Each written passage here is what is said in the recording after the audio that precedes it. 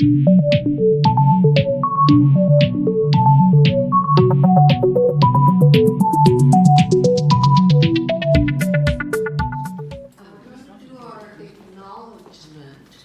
means we're going to release the lead hand and we're going to take a small step away from our partner, stepping back, pointing our foot towards our partner. So it's going to be just cute as a part point. And then the foot that we're pointing, we're going to step together onto that foot and then back to butterfly. Together touch to butterfly position. And when you touch, that means you're not going to take weight on your foot. So if I have my foot out here and I touch it, I'm going to bring it in here, but I'm not going to take weight on it. I'm just bringing it in and touching it next to the other foot. So when I do an apart point, I'm doing an apart. The point is out here. And I'm trying to turn my heel so my little toe is on the floor for that point. And then when I step together, touch to butterfly, I step together towards my partner and touch, lead foot free, and I'm in butterfly position.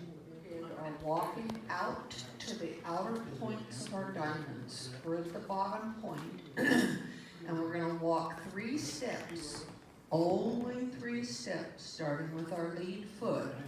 1, 2, 3. So now we have the inside foot free, and we're going to walk 3 steps to the upper point of the diamond. 1, 2, 3. Back to our open position. So we're going to go out with the lead foot, in with the trailing foot. So it's going to be out, 2, 3, in, 2, 3, out, 2, 3, in, 2, 3. Okay, let's try that. Over this in and out thing. And we're actually going to start and end it facing our partner. So we're going to be in our facing butterfly position. So we're still at the bottom point of our diamond. And we're going to go out to this outer point. 1, 2, 3.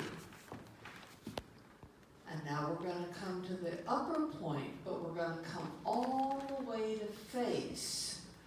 1, 2, 3. So out from the facing position, in to a facing position. Out, in. Okay, let's try that. 3 beats in a measure. The first beat is accentuated. Boom. You want to accentuate that step to go with that accentuated beat. So your first step is going to be the biggest step that you take in the figure, usually. The second step is going to go with the beat of the music. It's going to be a little smaller beat. And the third step, there is a beat of music. However, your third step normally is a closing step. So when you close your feet, you're going to bring the free foot that you're not standing on next to the foot that you're standing on and transfer weight, whichever foot it happens to be. If you have a lead foot free and you're told to close your feet, you're going to bring that lead foot up to the trailing foot, transfer weight, and now I have a trailing foot free. If I have a trailing foot free, close the feet, bring it up, transfer weight, now I have a lead foot free. So when you close your feet, you will always transfer weight and end up with the other foot free. Okay? Normally in a waltz, you will close your feet on the last step. However, there are always exceptions to the rule, and there's a lot of figures that you do not close your feet on that last step. However, The waltz away and together is one of them that you do close your feet on the last step. So waltz away, 1, 2, 3. Together, 1, 2, 3. So you accentuate 1 by kind of going down, bending those knees a little bit to get into that 1, 2, 3 action. Closing feet on 3. So waltz away and together. 1, 2, 3. 1, 2, 3. It has a closing of the feet on the last step. The first step is a little more accentuated. It's a little bigger step. The second step is not quite so big. So when we do our box, we're going to be in butterfly position. He's going to soften that knee before he takes his first step. It's a heel lead for the man as he's moving forward, okay, because this is one of what they call a modern rhythm, and there's a heel lead, so he's going to step forward, and 1, and now he's going to step side 2, rising, close the feet, and transfer weight. So now we have a trailing foot free. Now we're going to do the last half of the box. He goes and back, side, close. So there's rise and fall in your waltz. And you will find eventually it will be a little bit more natural. You know, right now you're learning footwork. Sometimes you can't think too much about rise and fall, and that's okay. Later on, you can layer that in after you've been waltzing for a while. But it's just kind of one of those things we want to kind of get started implanting into the brain back here, so eventually it'll tumble out to the front. So when we do that box, he's going to go forward with his left, back with his right. 1, 2, 3. 1, 2, 3. Forward, side, close. Back, side, close. Okay. So try that butterfly. Same idea, except he's going to put it in reverse on the first step. So he's going back with his left. Ladies get to do that heel lead. So he goes back, side, close, and then forward with his right, side, close. So reverse box, back, side, close, forward, side, close. And I'll apply to the rule of the closing of the feet because it's actually borrowed out of the two-step rhythm. Is the vine 3. Okay. So it does not close on the end of the step. You're going to take a side step on the vine 3 to start with. Then you're going to cross in back of your body with a trailing foot, and then you're going to step side with your lead foot, and that's where the vine 3 ends. Vine 3 because you've taken 3 steps. Okay? When you end the figure, do not bring your feet together. Because when you bring your feet together, chances are you'll transfer weight, and then you're standing there on both feet, and you say, okay, whose turn is it? Well, I don't know. So, when you do your vine 3, 1, 2, 3. Keep that foot out there so that you know you've got your head, your shoulders, your hips are all standing right over the foot that you're standing on. You're not in between. You've got all of your weight transferred to that one foot. This foot can be picked up. Okay? Let's give you step cues of what I want you to do. So we did our vine 3. 1, 2, 3. Now, the next cue is going to be through. So that means we're both going to bring our trailing foot through between our bodies. Through. We're going to step side to face our partner, and we're going to close our feet. Now we have a lead foot free.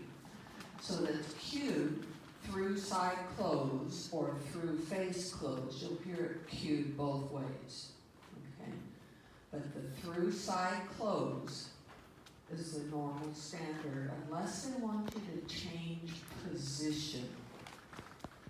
So if we do a vine 3 through side close, we're going to maintain butterfly position. Vine 3 through side close. So we're just going to keep on moving. Okay? So we use a lot in the waltz especially is closed position. So when we're in closed position, there's a couple of things that you want to make sure of.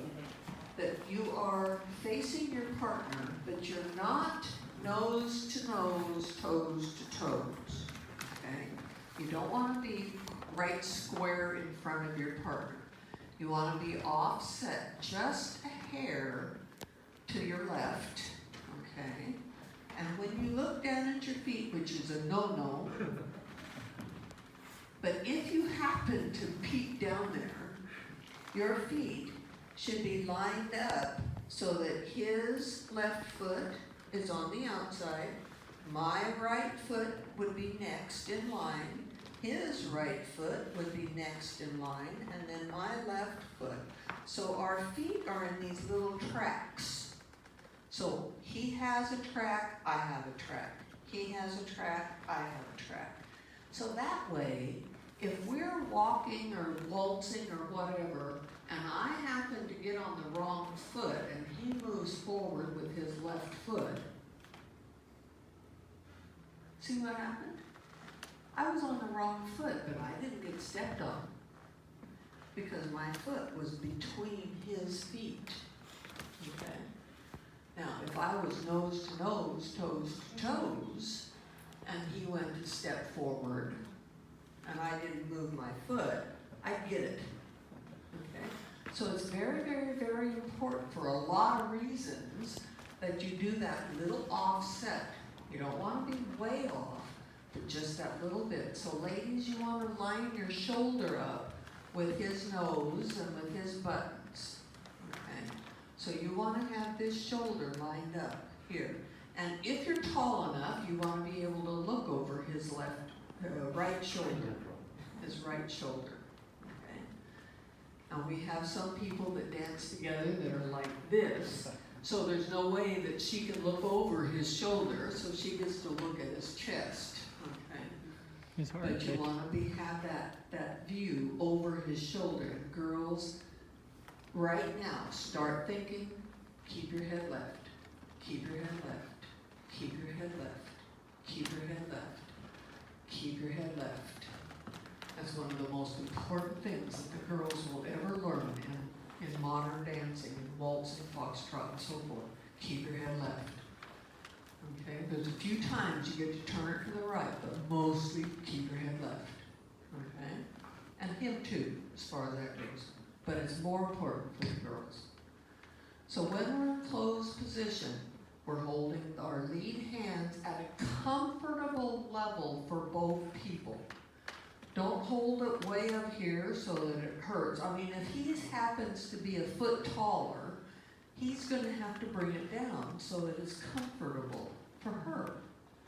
Okay? If you're like us, just about eye level for both of us, or just below eye level, is a real comfortable height for our hands. Okay? His right hand is around my back, but it's on my shoulder blade, fingertips together and pointed down toward my spine. Okay? If he does that, if he holds this hand with his fingers together pointed down, what does that do with his arm? What does that do with his elbow? Behave. It keeps his elbow up so the ladies don't have to keep doing this. How many times have you seen this on the floor? You'll be dancing, the girls do this. Because she needs that frame. And his arm goes down here. And it's, aggravating. So, but if he keeps thinking about these fingers pointing down at her low back, low spine, that will automatically have his elbow kept up in the air. Okay? Now, ladies, you have a responsibility too. He's making the frame. You have to dance within that frame. And you have to keep a frame also, because if you don't keep a frame, he can't guide you. Because if you're woolly-watchy, noodly, he can't help anything. But if you have a frame, and he has a good frame, whatever he does, go do something. Whatever he does, I can feel what he's doing, and I can just go with him, whatever it happens to be,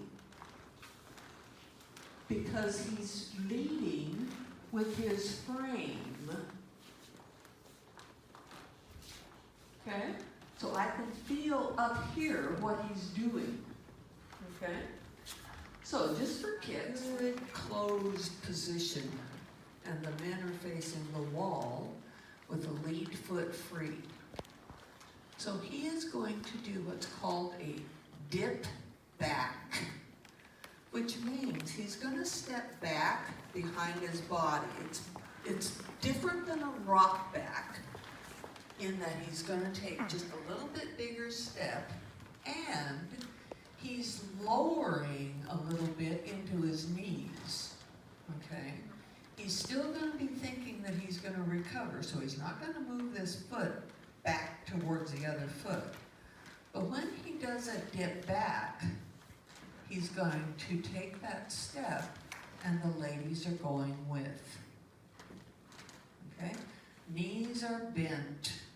Now, if we were going to do a rock back, it would be a rock back, knees are straight. Recover. Dip back, little bigger step, knees are bent. Dip back. If you feel like it, you can always put it. It will be ending with a dip back. So you can do a twirl line 3, which you guys haven't learned yet, but twirl line 3. Through fist, close, dip back, hold, reward. Now, it used to be before masks,